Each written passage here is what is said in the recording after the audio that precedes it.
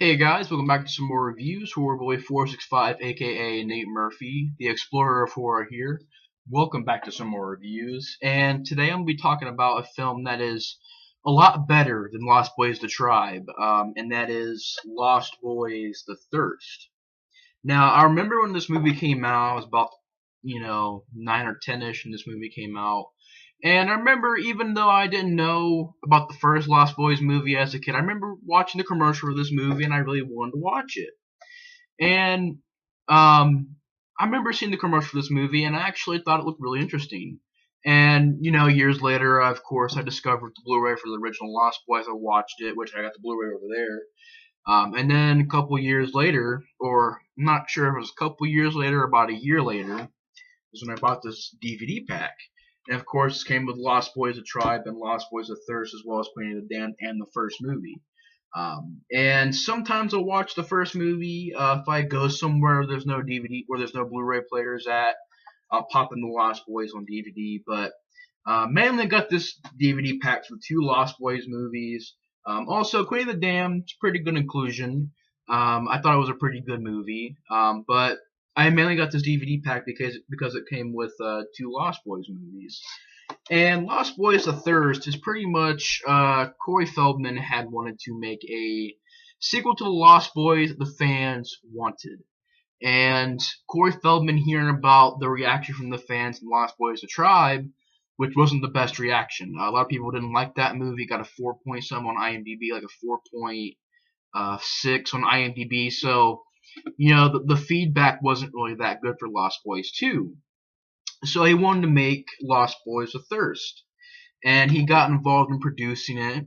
And Dario Plana, or Piana, Dario Piana had directed the film. And this is a director that only directed two movies, Lost Boys of Thirst and The Death of Ian Stone. And Death of Ian Stone had gotten a 5.6. This movie gets a 5.2. And I don't know if I agree with that rate, and I'd give it a little bit higher than that. But the movie does have problems with it. I'm not going to sit here and say this is a flawless sequel. It is far from that. But I do think it's a lot better than Lost Boys 2 because it tried to be different. It tried to not be a carbon copy. And I really did enjoy that. And I enjoyed the fact that they made Corey Feldman the lead. And back to what I was saying about Corey Feldman giving the fans what they wanted. The fans wanted Corey Feldman as the lead.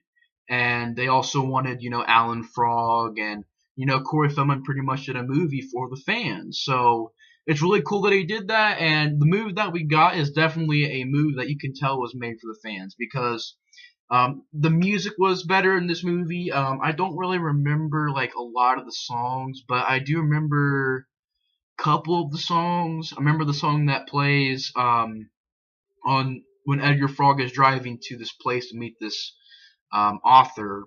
I remember that song being good. I remember the great remake of Cry Little Sister. It's an awesome remake. A couple songs didn't mind, but the soundtrack still wasn't as good as the original movie, but it was a lot better than The Tribe because The Tribe had some really lame music in it.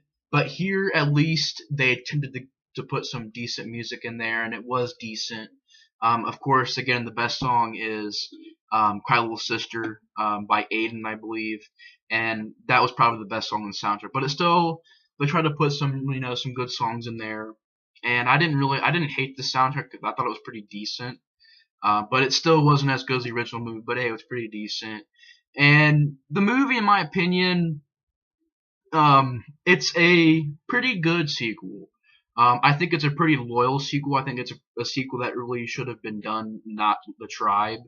I'm not, because in this trilogy, this movie, trying to make sure they're upside down, but this movie and the first movie played big roles in this trilogy. Two played the role as the Corey Haim character in this movie, which, of course, Corey Haim around this time had passed away. So in this movie, they did a really cool, in memory of Corey Haim, they had like a montage of footage and stuff like that, which is really cool in the movie.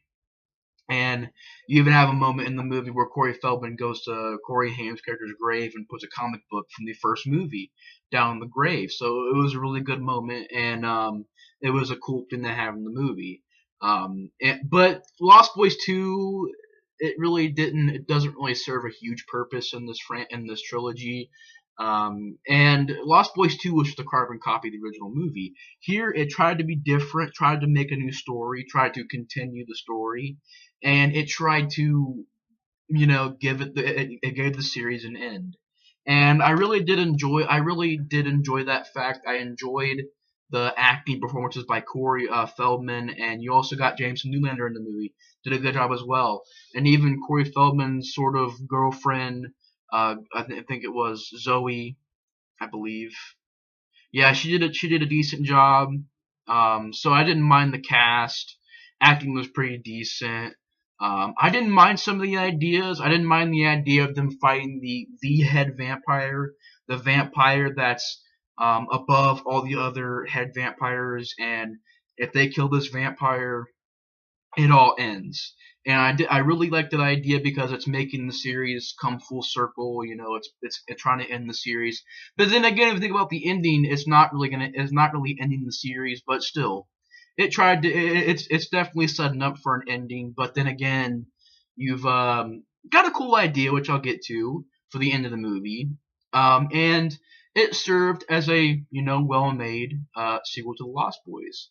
And you've got Corey Feldman. He's not doing too good. He gets evicted from his trailer, and you thought that pretty much this author, her brother's gone missing. He's been captured by these group of vampires. And another one of those problems in this movie is that when you find out who the head vampire is, his acting is pretty bad, and it was pretty forgettable character. Also, the vampires in this movie are pretty forgettable. You got DJ X, probably the most memorable one, and even him. Even his performance wasn't even that good. You basically got DJ X and his group of vampires, and they're going on these raves around the world, and they're going to infect these people. They're going to give them this drug called the Thirst, and that's also a good idea that I really enjoyed. Pretty much a little vial. If you look on the front cover, try to get the front cover in the frame, but here I'm gonna try and see if you guys can see this. But pretty much, if you look on the front cover, the little vial right there, if you guys can see it, pretty much there's vampire blood in there, and they're giving it to people at these raves, and people are starting to turn into vampires. And DJ X is sort of leading this entire group. And I enjoyed that idea. Different idea, actually a really good idea. And basically they found out that they're trying to do this to the entire world. So pretty good idea. Definitely a different idea.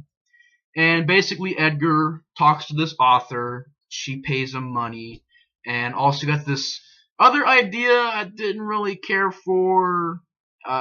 You pretty much got this guy named Lars, or something like that, I think. But I know that there's this reality show reject, pretty much, and his camera guy, I think it was Lars, played by Steven Van Niekerk. Yeah, Steven Van Niekerk, I don't know. But this guy was a terrible actor, pretty much a reality show star. He did a show, I guess, in the movie, talked about he did shows wrestling bears and stuff, and his character was extremely annoying. He couldn't act that good. As well as his camera guy, couldn't act that good. Could have been better if you would have just taken them out of the movie. They were really annoying characters, and they really were pointless characters. Also, the way the movie's shot, I don't know. I mean, it looks pretty low budget. I would say this, though, that Lost Boys 2 had a better moody vibe to it, and it had a better shot atmosphere than this movie. But, it wasn't terrible. It just didn't feel like as gloomy as Part 2. In this movie, you can tell the budget's a little low. I do believe this was a direct-to-video sequel. And, you can tell just by the way the movie's shot, it looks low budget, but still, I'm not going to sit there and say that, oh, it's low budget means it's bad. No. It's low budget, but the thing is, it's got some pretty good practical effects. Even the CGI effects really didn't bother me that much. There wasn't really a lot of CGI effects. Blah. There wasn't a lot of CGI effects. My bad, guys. I can't talk tonight. But the CGI didn't bother me. There wasn't a lot of it. Practical effects were decent, like I said, and direction was decent. Score was decent, and I like the fact that this movie had a new idea, a fresh new idea, and it brought an idea that could bring the series full circle until we got to the ending, which is even a cool idea.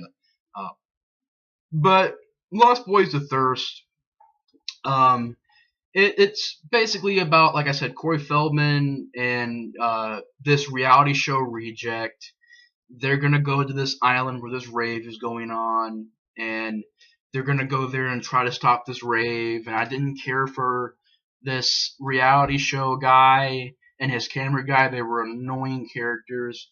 Pretty much, they go there, find out that DJ X isn't the. They fight DJ X. They're killing vampires here and there.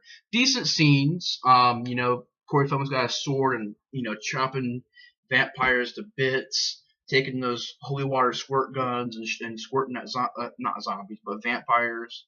And decent fight scenes, decent action scenes. This is much more of a action type of movie. A lot of vampires getting killed and stuff into the movie, and you got pretty much the scene where they fight DJ X, and you got a cool scene where Alan Frog, who is a vampire, he pretty much joins Edgar Frog, and they fight DJ X, and they throw this cool bomb thing that when you throw it, it sort of explodes into a bunch of spikes, and they throw that at DJ X, and he gets pretty much a bunch of these spikes, stabbed through him.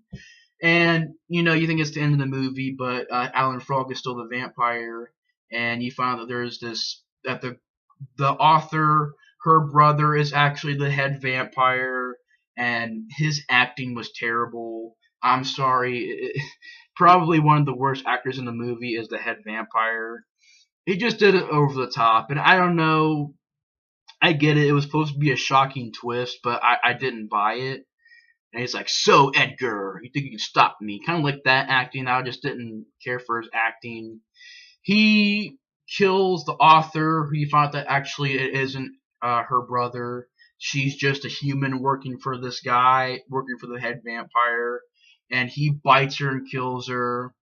And then pretty much Edgar and Alan Frog, they fight him. He uses, since he's a head vampire, he can use these powers to make Alan Frog try to kill Edgar Frog. And then Edgar Frog does this cool thing where it's an awesome scene in the movie where he pulls this like pipe or this wire, sprays water all over the vampire, and of course the guy's like, "What the freak? What are you doing?" And he blesses the water, and he goes, "Thank you!" And pretty much the vampire, you get that song, "Cry, little sister," "Call G brother." Kind of forgot the lyrics there for a second, but you got that song going, goes, "Thank you!" And the freaking vampire just explodes, and the practical effects just explodes. And then, of course, Alan Frog and Edgar Frog do the whole handshake thing from the first movie, and the Frog brothers, reunite. Everybody pretty much, except for the Lars character, TV reality show reject. Luckily, he gets killed because he tries to fight this one guy and just punches his heart. Pretty much like Friday the 13th Part 6, Jason Lives, where Jason punches that one guy's heart out in that movie. In this movie, same thing happens. A vampire, the reality show tries to fight the vampire and just gets punched all the way through, and you see his heart. I think it's his heart, but I do know that he does get punched all the way through his chest, and I was thankful because that guy was freaking annoying, and his character freaking sucked. But pretty much Edgar and Alan reunite. They go back to this bay, which I do believe, I can't remember if it was Santa. I think it was Luna Bay still. I think this still does take place in Luna Bay. But luckily, luckily that this movie didn't really focus on Luna Bay that much because, like I said in my review for Lost Boys: The Tribe, Luna Bay is a very boring surf town with nothing to it. So luckily in this movie they go to this rave and stuff like that on the island. Um, and because I think he still is in Luna Bay, or is it? It's called San Cazador, California, not Luna Bay. It was San Cazador, California. They don't really focus a lot on it, only in this comic book store. They focus on the comic book store, but not a lot on the actual San Cazador, California. Um, Pretty much, he stays there, and then he goes to Edgar Fogg stays there, and then he goes over to the island the rave is. So it's not in the movie a lot, but the atmosphere is okay. But it wasn't. It didn't get in the way like it did like Luna Bay did in the second movie because Luna Bay is just a boring surf town. But you got the end of the movie, where pretty much Edgar Frog goes in the comic book store and he tells the girl who you think is going to be his girlfriend, Zoe. He tells her pretty much that he knows that she is not human, and he says, werewolves, female werewolves can transform whenever they want. It's a myth about the whole full moon stuff. Female werewolves can transform whenever they want. And the girl turns around to the camera and she goes, "Is that so?" or something like that. And then opens her eyes and she has these weird eyes, and you find that she's a werewolf. And that'd be a cool idea for a Lost Boys movie. Actually, that'd be a cool sequel. Lost Boys 4. Them versus werewolves. Cool idea. So the movie is a decent sequel. It does have its problems. The atmosphere wasn't really as gloomy, and it wasn't as atmospheric as 1 and 2. And also, look at the vampires were kind of off. If you guys remember, the first movie had a distinct look for the vampires. Those vampires in the first movie had their own look. Even in the second movie, they sort of had that in the second movie. Here, they look like your basic vampires, just fangs, and that's it, and maybe blackened eyes, and that's it. There's nothing much else to the vampires. They just look normal.